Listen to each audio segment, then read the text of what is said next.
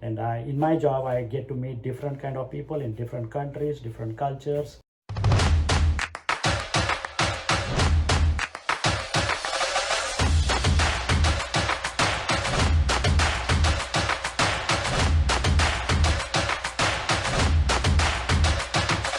I love doing mountain climbing, hiking.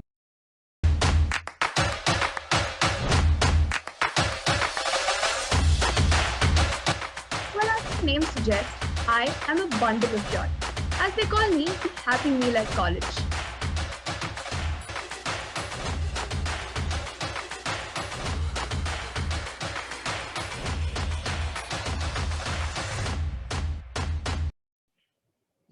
Hello, everyone.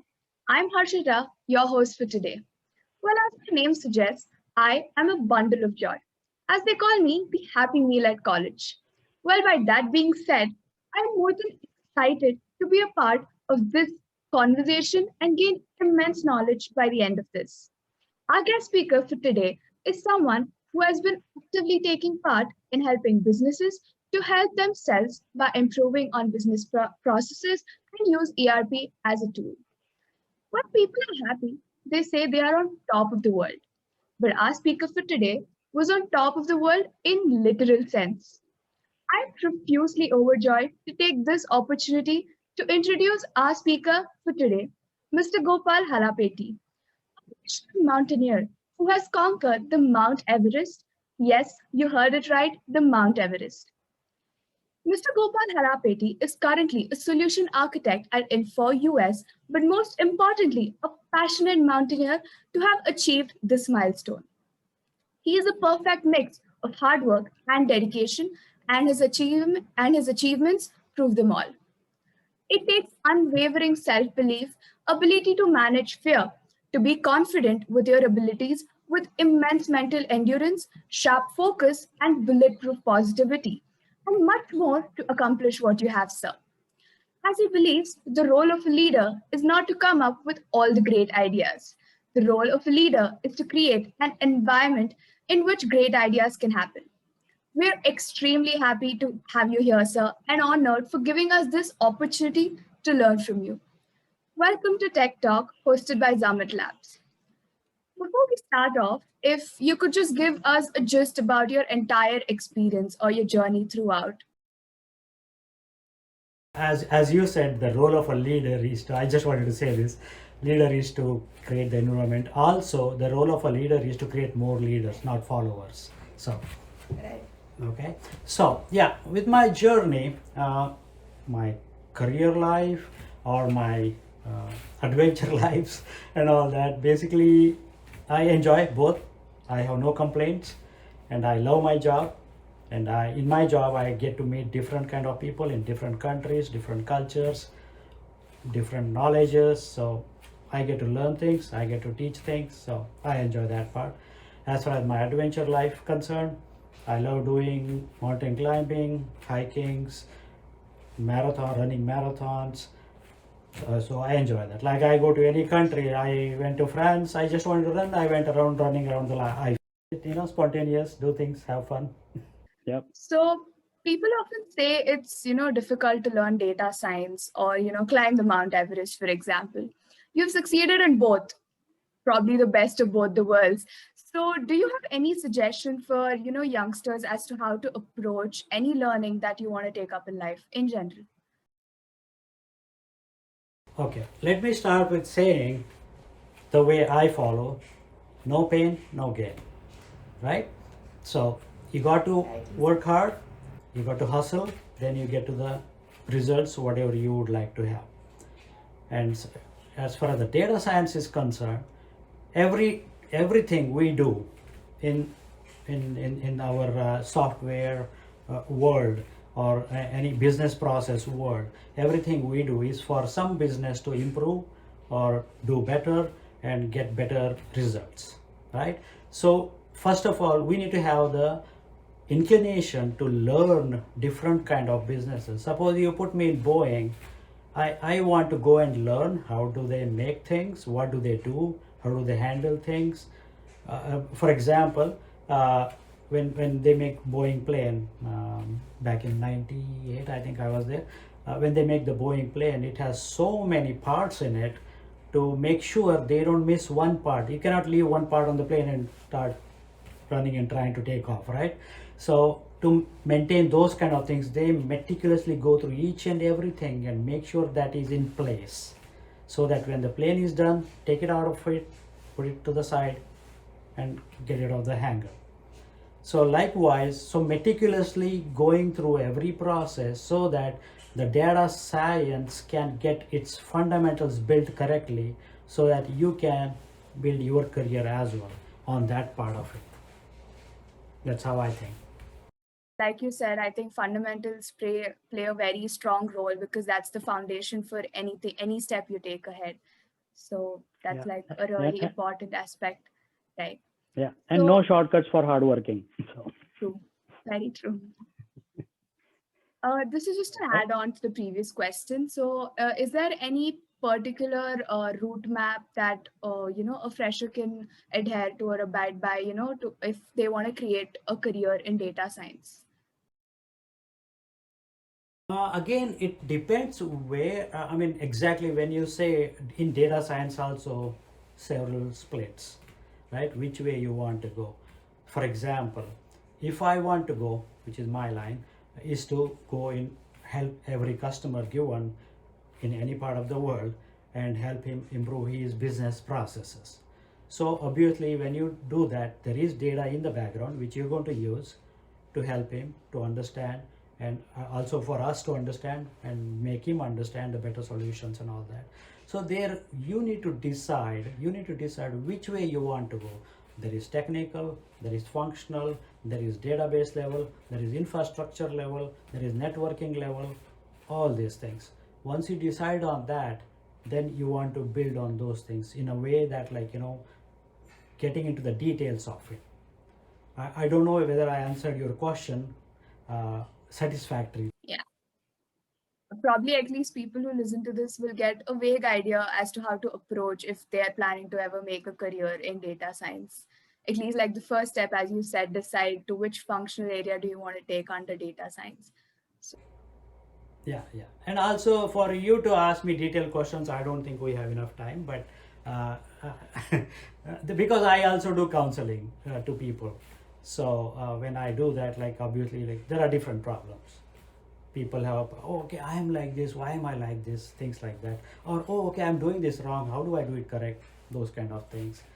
Function, like life, business, adventure, all kind of stuff. I mean, like I said, I do marathons as well, so I try to help people what to do in marathons. For example, before you do anything, you need to understand about your body. You start running, suddenly, no, it doesn't work that way. You should know, is your knees going to hold up? Are your calf muscle good? If not, work on it, because in body you can improve on anything and everything. I think not just body, I think in life also that applies. You can just improve on anything, Absolutely. only if you have the will to do it. So Absolutely. yes. So moving on, teamwork is a very essential and crucial part in any organization or generally any aspect of life, right? So when things don't go your way, it's not that always your team supports you or you agree to whatever decision your team makes. So if such scenarios arise, so how do you deal with it, or have you dealt with it in the past, or any heads up for youngsters who are getting into life, like on a serious note? Yeah, absolutely. For example, I just did today afternoon with our Mexico team. Their culture is different. Even though they are next door to us, their culture is totally different. Our culture here is different. Here we tell on the face. You can be the CEO of the company, but I'll tell you on the face if you are wrong or right. It's a different culture there. So same way, to come back to your question here, people management is a very tough thing, because everybody have their own ego. Everybody want to show they are good. Everybody want to show their knowledge, which is fine. We all are here to do that only, right? We have to show what we have, otherwise how do I know, right? So people management is basically, suppose you and 10 more people are in my team, and first thing is, if you are in my team, if we are just teammates, that's a different thing. If you are in my team, then first thing I would have to, like I said, make leadership come out of you, not being a follower. Secondly, I have to motivate everybody. So, and also we all agree to disagree some or the other time. So, but we need to understand why somebody not agreeing with me. I might be wrong. So I'll have to rethink. If I am right, convince. If I am wrong, change and improve.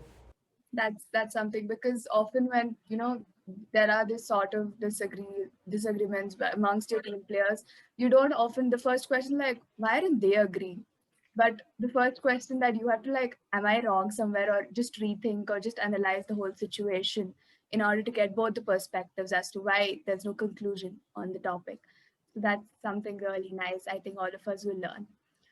So the next one, sir, is a bit creative. What's your favorite thing about being a solution architect or a mountaineer? From the solution architect point of view, I love going, like actually I'm going next week. I'm not supposed to, but we are supposed to start traveling now in the US. So I love going on any customer's plant or site or production plant or anything, right? Like for example, Rolls-Royce Marine, their site is going to be on a ship in the ocean. So so I would love going their plants or some places like that, production plants, and understand the process and understand the technology behind it. Lot of these companies automate so many things. Not every company. Some companies still hold on to 50-year-old technology, and some people are improving on understanding those and learning from that, so that we can give them a better solution, or we can learn something out of it and give better solution to somebody else. Like accumulate all the knowledge so that we can use it. So the way I would think is, the day I stop learning, that's the end of my life. So, That's right? well Because said. so Really. we So we all have to, because we all evolve. We are not born with everything. So yeah, I think you've answered my next question as well. So moving on, if you have to like when you're starting off with something really amazing, but most of us get caught. I think this is a very common problem amongst teenagers, to be specific, that we start out with bang on energy, and then we just after like a week or something, we're just like, oh God, it's not happening, or you just lose that interest or some kind of motivation. And correlating this aspect to your journey, what advice will you give out specifically to teenagers? Because being one, I know how it feels, to just get stuck in between. So how Mhm. do you want us to like motivate ourselves, or like get out of that situation so that we continue doing that thing, or find a new approach or a whole new interest that we want to pursue? Okay. So when you start any new thing, new project, new adventure trip or anything, right? First thing, you want to get all your ducks in a row. What I mean by that is, you want to have all the details you need to have to start that journey. Okay. And secondly, you want to be you need to be anybody, not only you, need to be a good listener first. We all want to talk about, talk over each other, which is not a good thing. When you are talking, I have to listen, because you are telling me something. If I don't listen, I don't answer your better question in a better way, right? So that's one thing. And when you start this new journey or new project, so you have your ducks in a row, you have your thought process in one this thing, and also you need to know what is the we call it in our business statement of work. So every customer tells us, hey, these are the end goals we need, milestones and all that we need to set up. So we need to set those up in our mind, and also we need to put it on paper or a document somewhere. And yes, we should not jump all out on anything, because we need to figure out what is the problem, what can be the solution, or what can we propose. We can have multiple proposals. It will not be always only one. So that is what I would suggest if anybody is starting anything new. Right, sir. Thank you so much. Also, just a last on an ending note, related to the previous question. Since like right now, world has many options to offer for you as an individual, be it career or in any other perspective. So when this whole teenager transition phase, you just they just throw a lot of options at you, and you have to decide according to your skill set, your interest, what you like doing, what you're good at, and stuff like that. So when it just comes at us, we as teenagers get really confused as to what to choose. Okay, we might dodge down to like 10 out of 100, but out of 10, what is that one thing that we want to do? So you have achieved both of your passions, that is your solution architect and your adventure. It's like really cool for us to look up to. So is there any suggestion for us to like how to think about it, or how to analyze those options and like figure out that one thing for us?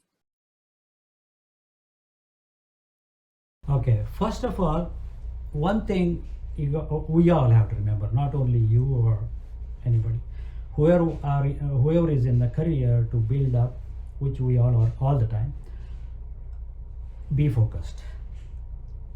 You lose focus, that's end of it. You are focused, then you get the different ideas behind that focus to the foreground, and then you can start building on it. If you are going to be like taking detour every 5 minutes, it's not going to take you anywhere. Okay, so that's one part. And secondly, like I said earlier, get the details you want so that you can build on it. Okay, and I just remembered, okay, earlier you asked me in the previous question about solution architect as well as the climbing Everest and all that. If I go to the climbing Everest part of it, I was working on that for 2 years. Okay, including as to how am I going to make my legs strong, how am I going to my thigh muscles strong, how am I going to use the mask so that I get less oxygen, so I practice when I go there how I can survive, or can I survive or not. And suppose I run like 6 miles, which is like 9 kilometers I guess, without water, without food, do I get weak? All these things. And obviously all the equipments, even the equipment we use, the climbing gears and all that, we all have to try those. I use my crampon on my shoe. The shoes are like until the knee with gaiter and all that. Then the crampons, when I wear that, am I able to feel nice? Is it very heavy? This is very detailed answer, but that's how detailed I did go. If not, what happens in the mountain, one thing goes wrong, you're out. You call the helicopter, come back to Kathmandu. If you are if you are in Kilimanjaro, different city. So Agree. So, I mean, yeah, if I'm not wrong, there's something called as the death zone, right? While yes. in the journey. So that's where most of the people slack off. So how was your experience in that particular zone? Because that's something the most difficult part of the entire journey is what I've heard. there are different stages, which are all of them are Yeah. tough. There is not one is less or more. Basically, see, if I go a little bit more in detail here, basically we trek towards base camp for about 7 days. Okay, there are only base camp trips which takes about 15 days because they enjoy, take a break, go and all. Our goal is to go climb. So we reach the base camp in 7 days, and after that, the journey starts. After that, like we start going into camp 1. Before going to camp 1, you have to go to Khumbu Ice Fall. Khumbu Ice Fall is the area, as the name suggests, the ice is like kind of moving and falling, and these are like big 200-300 tons of ice. Okay, we are nothing in front of it. So okay. So to prepare for that, like to mentally, and also like there'll be people there, not only me. So you'll be in a queue to climb some like 70 meter or 80 meter high, and like very steep and all that. Obviously you have to be on the rope, and you have to be on your ascenders, and you have to have your axe, everything there. Nothing should fall down as well, right? So we are all tied to the rope and all that stuff. So there we have to also have patience, This, right. because people will be climbing, people will be, not everybody is experienced, not everybody is inexperienced as well. Some people who are not experienced, like in when you climb there, you have to hit your shoes with crampons into the wall and make a slot, and you're on your toes, you're not like this, you're like this in the wall, okay, and you have to climb that way, and you have to have the confidence, okay, this is blue ice. Blue ice is the toughest ice you can get. It's like a rock. Okay, so when you go there, like you should feel the confidence, so you have to climb up and on the rope, and like sometime you might feel weak. Oh man, suddenly I'm feeling weak, what do I do, and things like that. But being positive helps you to go up, not only climbing, even in the career. I know when Okay. when you were saying about all the ice thing, it just made me imagine like, okay, just imagining the whole thing, the rope, your position to the ice. It's really cool and adventurous. I think now I'm like falling in love and like, okay, I need to try this. Though I'm like scared, but someday I hope I make it there. So Yeah, so yeah. just a last note before we end. You've achieved so much in life. So what does success mean to you, or how do you define it in your perspective? Success is again face to face. At one phase, you're standing at point A and you think going to B is your success. But after going there, success doesn't stop there. Now you need to go to C now. So it's always about uh, milestone wise success is the best way to go to. Okay, so you set up a milestone, you reach that without wavering, be focused, then you set up a next goal, then you set up a next goal. That is how you can reach. If you have 10 goals in front of you, you're going to get confused. Okay, and one more thing I want to add here, you asked me about the death zone in the earlier question. Death zone comes after camp 1, 2, 3, between 3 to 4 it starts, from 4 onwards to the summit. That is where we start dying every minute. Our body cells will start dying. That is why when we come back home now, our hand and our face, skins will start peeling, because that cells are dead. That's dead cells have to go. Like our hair is a dead cell, right? So that's where, like we wear oxygen there. People start hallucinating also. Some people, when you hallucinate, when your oxygen is not there, your brain stops thinking or doesn't think. So people just go to the edge of the thing, jump, because they cannot think that they're going to die. Hi. So, but again, that's where, like we have to keep telling ourselves, be calm, be cool, be focused. It's not tough, you can do it. That's the only way to go. As they say it, right, one step at a time. And I think throughout this conversation, I personally have learned so much, be it about data science or be it about the whole Mount Everest. But I think it's truly inspirational, sir. And thank you so much for taking your time out and spending this hour with us by giving us such words of inspiration and so much learning, especially to all the youngsters out there about life in general. And I'm sure all of us have gained something or the other by end of this talk. Thank you so much, sir, for joining us. Thank you. Thank you very much. It's my pleasure. Okay, have a good day.